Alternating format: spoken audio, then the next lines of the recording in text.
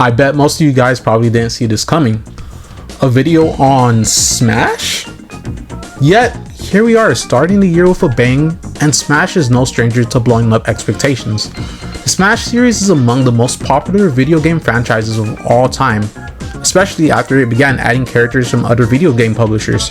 It also created the platform fighter subgenre, which, while it's had its fair share of challengers, has truly never had a competitor on equal footing. In this video, we're going to run through the game that first captivated me with the series and truly made me a fan, which was the original title released for the Nintendo 64. In today's video, we're going full tilt. Stop it. Get some help. On the original Super Smash Bros. From creation, roster, mechanics, and innovations, and how even in the current landscape of platform fighters, including its most recent iteration, it still stands the test of time while being the godfather of the platform fighter genre. Now, how did Sakurai come up with the idea to create Smash? It came from a desire to create something new, unique, and accessible. In the 1990s, fighting games were the most popular gaming genre, thanks to the breakout success of Street Fighter II, with every developer rushing to capitalize on the boom. Every game after Street Fighter II sought to push new boundaries and expand on the formula that Capcom had established. Sakurai sought to make a game that was easy to understand and simple enough for anyone to pick up and play. So simple, in fact, that if you wait for the opening to play on the title screen, after about a minute of not doing anything, the game will show you a brief tutorial. Another thing to keep in mind is that originally Smash was planned to be an action-adventure title more akin to Kirby 64. The basics of the game system were all there. The way you accumulate damage, the tilt attacks, pressing Z to guard, and so forth. However, in the beginning, the characters were just normal human models. Nintendo only let us use their characters later. Of course, during that time, we thought of a lot of different possibilities. We are considering asking someone else to design all the characters, or to make all the characters dogs. The first dog fighting game. I also thought about using all Kirby characters. Out of all those ideas, we eventually came to the conclusion that using Nintendo characters in a Battle Royale format would have the most punch. Isn't that something though? Smash originally wasn't even designed with Nintendo characters in mind. The prototype Sakurai made was called Dragon King, and it used human-shaped models. This is still partly evident in the game with the fighting polygon team, and some characters having moves and animations taken straight from the Dragon King models, with Captain Falcon being a prime example of this, since they didn't have much to go on when it came to making a moveset for him in particular. The decision to use Nintendo's IPs to fill out the roster undoubtedly was the biggest selling point and the key to the game's commercial success. This segues into the next part of the video, that being the cast.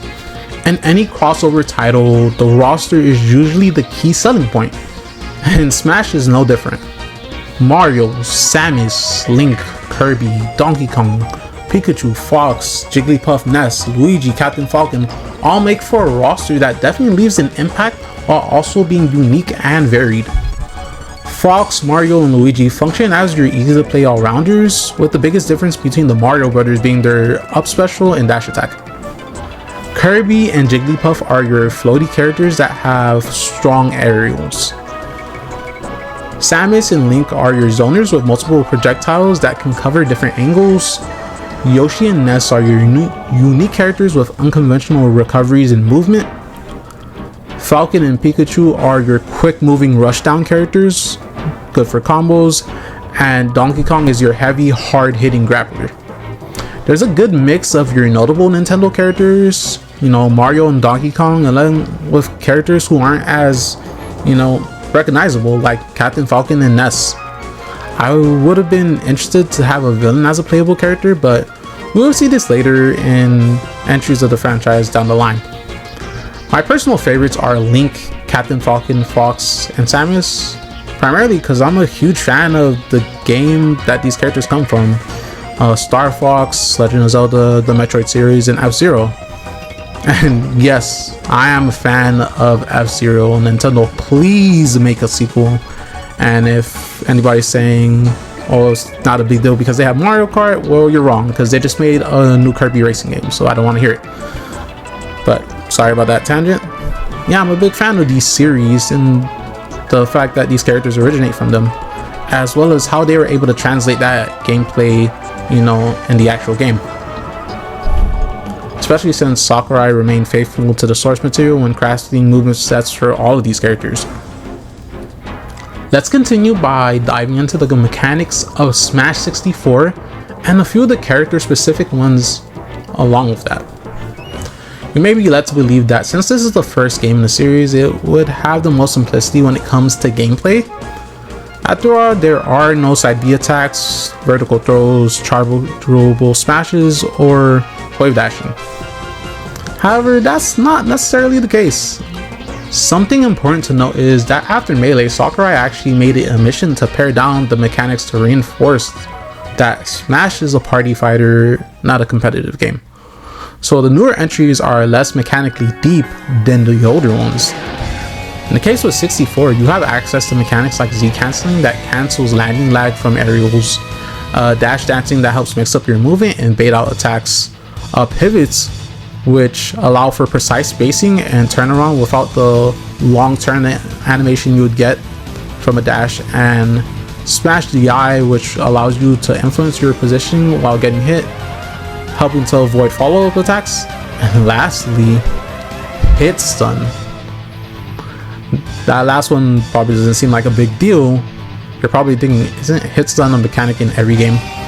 And to that, you're correct. Though in 64, hit stun is the core mechanic that helps define 64's game feel and meta. The reason being that hit stun is incredibly high, allowing for every character to be able to potential 0 to death off of a stray hit. Falcon, who is one of the best characters in the game, has a kill combo that works on each character in the cast, and it's not even hard. The best characters in 64 have unique traits and mechanics that aid in their strength and viability. Fox's down special is a reflector that is intended to be used to reflect any projectile. Even though it's designed for this singular purpose, players found that it can be used for multiple purposes due to it coming out on frame 1, being cancelled by landing, and having brief invincibility. This allowed for strategies like strong shield pressure, edge guards, and cancelling the move into itself. With Yoshi, his double jump has armor and can be cancelled, allowing for parrying attacks and strong shield pressure through his double jump cancel. Kirby's up tilt has a deceptive hitbox that's literally bigger than his body, and it combos into itself. Lastly, Pikachu, the best character in the game, has the trait of not having a bad move in his arsenal and easily having the best recovery in a game where having a good recovery is extremely rare, allowing him to edge guard into the blast zone, and it has invincibility on startup. Recoveries in general are very linear in 64, and again, Pikachu being the exception. 64's mechanics allow for intense interactions among characters due to how volatile a stray hit can be, but it doesn't necessarily mean an automatic death due to Smash DI, allowing for you to actively play defensive even when in hit stun or at disadvantage. Another core aspect to take into account when talking about platform fighters is the stages. Each character, including Ness and Falcon, have a stage representing the game they originate from, along with platforms that allow for new ways to interact via extending combos and more traversal options. They all come with unique hazards that can influence the match. At a high level of play, games are normally confined to Dreamland due to its only hazard being the wind, which doesn't directly harm players compared to Brinstar's Rising Acid, and Hyrule Castle's Tornadoes, and the many other hazards that appear on the other stages that can drastically influence the outcome of matches. In case it's not clear, I'm analyzing 64 from a more competitive standpoint, like how I do my other fighting game videos, which is why I haven't really talked about items or single player content in length. This is also why I won't be speaking about them too much, because outside of Smash Remix, which we'll get into a little bit later, games are primarily played on Dreamland due to the lack of hazards. Hyrule Castle used to be in competitive play, but was banned due to its hazards, and the stage allowing for camping and non-engaging gameplay strategies. It can't really be helped due to Smash not being designed to be a competitive game, which is why the stages were designed to have hazards, as the developers didn't imagine a community being formed that would seek to play the game competitively. This will eventually be alleviated with newer entries having more stage variety and being able to turn off hazards. 64 was incredibly groundbreaking when it was released, and aided in elevating Nintendo as a company by allowing more exposure for lesser known Nintendo characters. It is also one of the best-selling games that was released for the 64, standing at 5 million plus units, inevitably leading to a sequel that would continue to iterate and expand on what 64 established. Unfortunately, 64 hasn't seen any modern release or been added to Nintendo Online. It still sees competitive play to this day, albeit not to the same degree as Ultimate and Melee. Nonetheless, the community behind the game is dedicated, so much so that they made a mod called Smash Remix. Remix is a mod that adds new characters like Wolf, Sonic, Crash Bandicoot, and stages, as well as new training features and game modes like Smash Ball and Tag Team. The mod also expands the viable stages by allowing you to turn off hazards like in later entries, and the theme behind it still adds regular updates, making this, in my opinion, the definitive way to play and something I highly recommend. To sum it all up, 64 is a legendary title with compelling gameplay, iconic characters, and may be one of the most important video games ever made. Not just because of its creation of a new genre, but also for setting a precedent of increasing the exposure of the characters that are released in each title. This could be speculative, but there's a chance some characters may have not seen new games and their series if they didn't appear in Smash. And ever since the 4th entry, many developers and publishers have expressed interest in seeing their characters be fighters in Smash due to its popularity. 64 truly started something special and was a shakeup that added new life to gaming as a whole. I love Smash Ultimate, and I will likely make a video on it in the future, but it doesn't have the depth that makes 64 and Melee feel so magical to play.